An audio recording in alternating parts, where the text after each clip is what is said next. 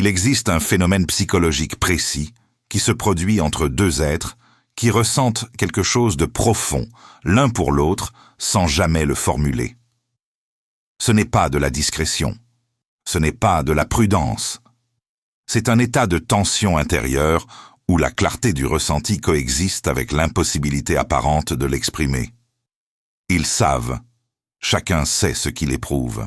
Le sentiment existe avant les mots, avant toute réflexion consciente. Il n'a pas besoin de confirmation extérieure pour être réel. Et pourtant, le silence s'installe. Il dure. Il devient une structure. Carl Jung a consacré l'essentiel de son œuvre à comprendre pourquoi l'être humain agit en contradiction avec lui-même. Pourquoi la connaissance ne suffit pas à transformer le comportement. Pourquoi deux personnes peuvent ressentir une vérité commune et continuer à vivre comme si elle n'existait pas. Sa réponse n'est pas morale, elle est psychologique.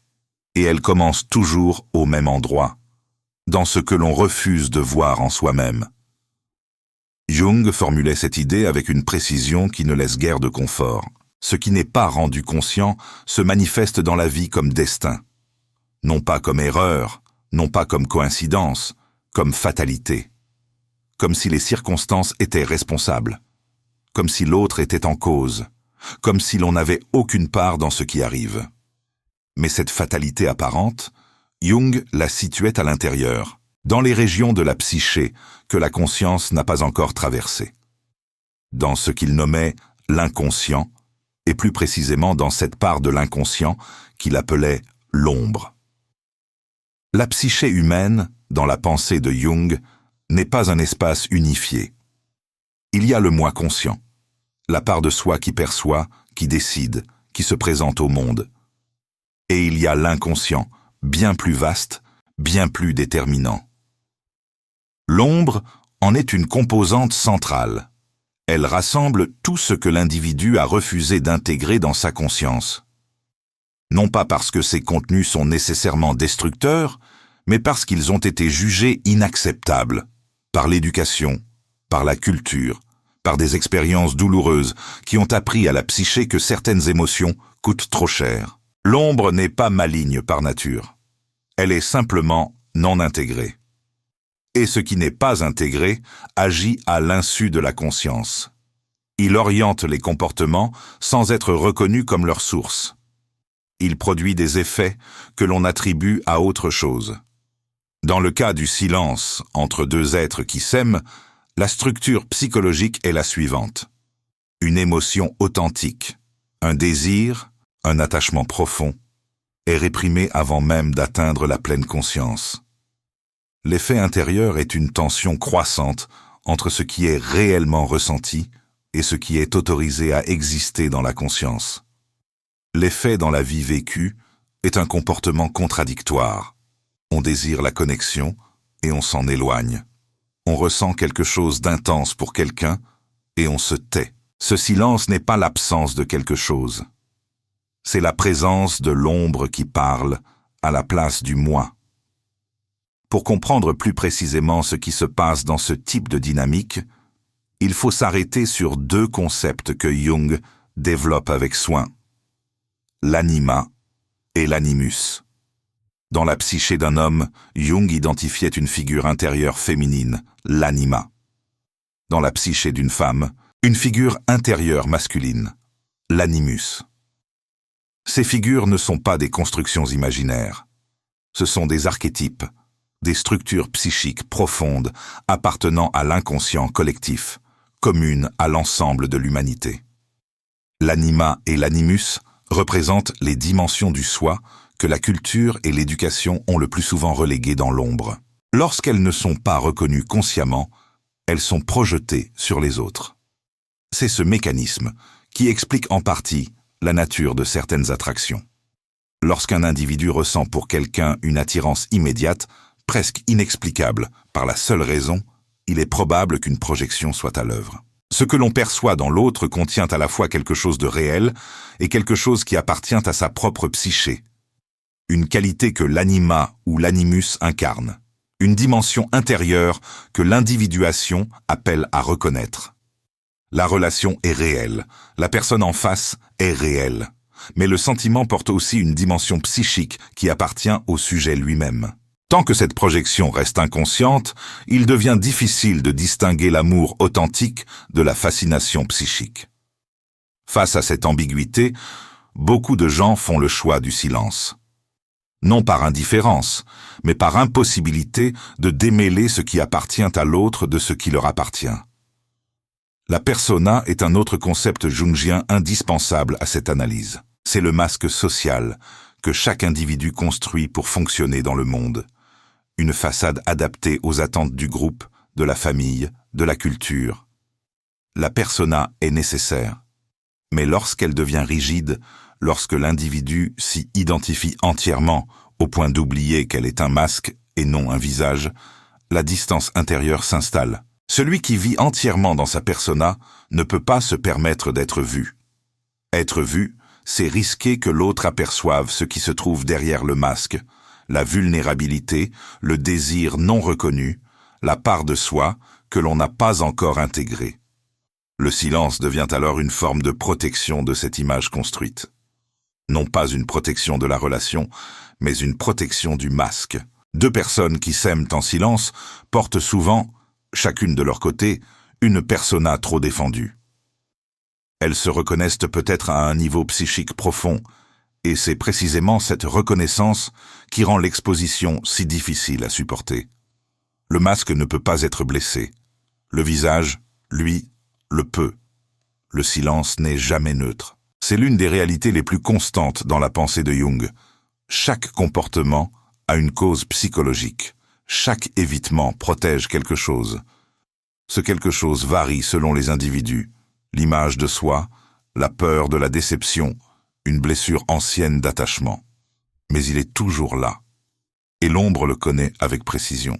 Elle maintient ce savoir dans les profondeurs pour que le moi conscient n'ait pas à s'y confronter. Il faut aussi comprendre ce que le silence fait à l'énergie psychique au fil du temps. Jung décrit l'inconscient comme un système énergétique. Lorsqu'une émotion ou un désir authentique est réprimé, l'énergie qui lui était associée ne se dissipe pas. Elle cherche une issue. Elle se manifeste soit vers l'intérieur, sous forme d'anxiété, de mélancolie, de rigidité émotionnelle croissante, soit vers l'extérieur, par des projections, des comportements compulsifs ou des explosions émotionnelles dont l'origine n'est pas immédiatement identifiable. Un sentiment non exprimé n'est pas inerte, il exerce une pression continue sur la psyché. Il colore la perception. Il influence les décisions sans que la conscience en soit informée. Il peut conduire vers des relations de substitution, des relations qui occupent l'espace de ce que l'on n'ose pas vivre authentiquement, sans jamais le remplir vraiment. La cause psychologique est la répression d'une émotion authentique. L'effet intérieur est une accumulation de tensions non canalisées, une dissociation progressive entre le ressenti et le vécu.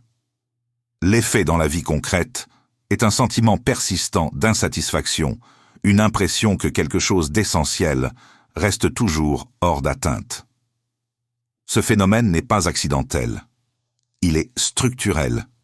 Et c'est pour cette raison que Jung insistait autant sur la nécessité de rendre conscient ce qui opère dans l'ombre. L'individuation est le concept central autour duquel s'organise toute la psychologie analytique de Jung.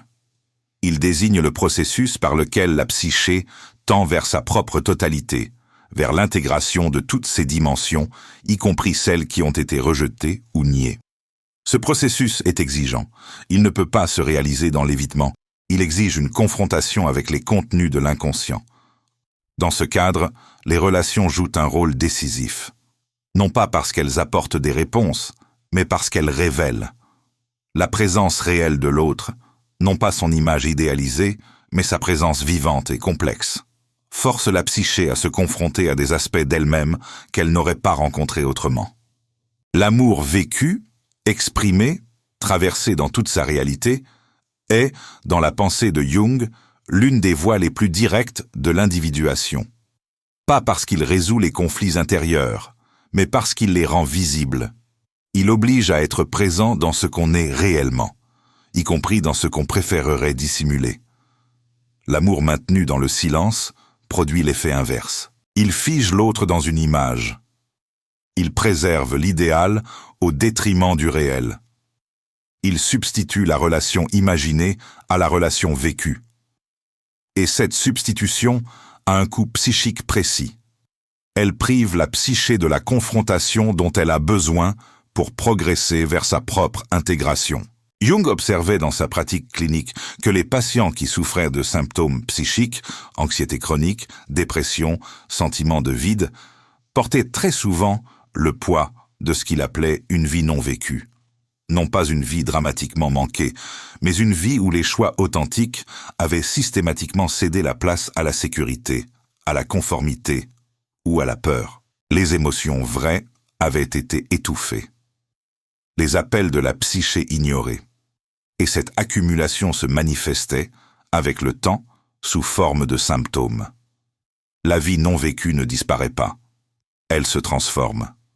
Ce qui s'était d'abord présenté comme une émotion refoulée devient, avec le temps, une idéalisation rigide, l'autre figé dans l'image qu'on a projetée sur lui, une image coupée de toute réalité. Ou bien une amertume sourde, la conviction progressive que l'expression est inutile et que la distance est préférable. Ou encore une nostalgie qui, peu à peu, devient le mode de relation principal au temps. Le regret comme demeure, le passé comme espace de vie. Ces transformations ne sont pas inévitables, mais elles signalent que quelque chose dans la psyché n'a pas été traité. Elles sont des manifestations de la pression exercée par un contenu inconscient trop longtemps laissé dans l'ombre. Jung développait également la notion de compensation de l'inconscient. Lorsque la conscience adopte une attitude trop unilatérale, trop maîtrisée, trop distante des émotions, trop attachée à l'image de l'indépendance, l'inconscient pousse dans la direction opposée. Il produit des rêves intenses, des émotions qui surgissent à des moments inattendus, une mélancolie qui ne correspond à aucune raison visible. Ce n'est pas un dysfonctionnement, c'est un mécanisme de rééquilibrage. L'inconscient signale que quelque chose dans la totalité psychique a été négligé. Ce que Jung nommait le soi, à distinguer du moi conscient, représente cette totalité que la psyché cherche à réaliser. Non pas un état de perfection ou de résolution définitive, mais un état d'intégration.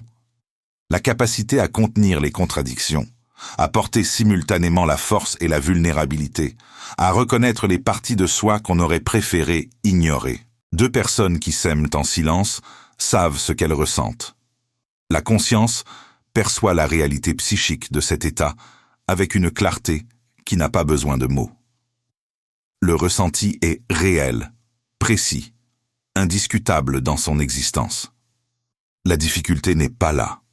La difficulté est dans l'intégration. Et la différence entre savoir quelque chose et l'intégrer dans sa vie consciente est, dans la psychologie analytique de Jung, fondamentale. On peut connaître la nature d'un sentiment depuis des années sans que cette connaissance modifie quoi que ce soit dans le comportement. Parce que c'est dans l'espace entre le savoir et l'intégration que l'ombre opère, que les patterns se reproduisent, que la vie non vécue s'accumule. Jung ne croyait pas que la prise de conscience suffise à transformer la psyché. Il savait que l'inconscient est tenace, que les structures répétitives ont leur propre logique, et que la transformation authentique exige davantage qu'une réalisation intellectuelle. Mais il était convaincu que sans la confrontation avec l'inconscient, sans ce mouvement vers ce qu'on a évité de regarder, la psyché répète. Elle reproduit les mêmes configurations avec la même régularité jusqu'à ce que quelque chose soit reconnu. La répétition est elle-même un signal. Lorsque le même type de situation émotionnelle se reproduit, aimer sans dire, puis se retirer, puis recommencer, ce pattern a une origine psychologique. Il sert quelque chose. Il protège quelque chose. L'inconscient ne produit pas de répétition sans raison. Il reproduit ce qui n'a pas encore été intégré dans l'espoir, si l'on peut user de ce mot, que la conscience finisse par s'en emparer. Ce qui opère dans l'ombre de ces silences répétés et souvent une peur de l'intimité réelle. L'amour maintenu à distance, jamais entièrement exprimé ni entièrement abandonné, offre une certaine sécurité. L'autre reste idéal. La relation reste possible sans être vécue. La déception reste théorique. Et si une blessure ancienne a appris à la psyché que l'intimité finit par trahir, alors cette configuration devient préférable, non par choix conscient, mais par une logique profonde de l'ombre. Jung ne proposait pas de sortie simple à ces configurations. Il ne formulait pas de prescription. Il pointait vers la profondeur et signalait ce qui s'y trouvait. Ce que l'individu choisit de faire de cette reconnaissance lui appartient entièrement. Ce qui demeure, après avoir traversé cette réflexion, n'est pas une résolution. C'est une clarté différente. La psyché qui aime en silence n'est pas déficiente. Elle est simplement prise dans un état où le ressenti et l'expression se sont dissociés, où la protection a pris le dessus sur la vérité. Cet état a une structure. Il a des causes identifiables, et il exerce des effets concrets sur la façon dont une vie est vécue ou n'est pas vécue. Ce que Jung rappelle, avec la constance qui caractérise l'ensemble de son œuvre, c'est que ce qui reste inconscient continue d'agir. Qu'il soit nommé ou non, regardé ou non, ce contenu travaille. Il façonne les comportements. Il oriente les choix. Il produit ce qui ressemble à du destin, et qui est, en réalité, la conséquence de ce qu'on n'a pas encore voulu voir. Deux personnes qui s'aiment en silence portent chacune, de leur côté, cette réalité intérieure. Elles la portent avec précision. Ce qui leur manque n'est pas la connaissance de ce qu'elles ressentent. Ce qui reste en suspens, c'est la reconnaissance de ce que ce silence leur dit sur elles-mêmes.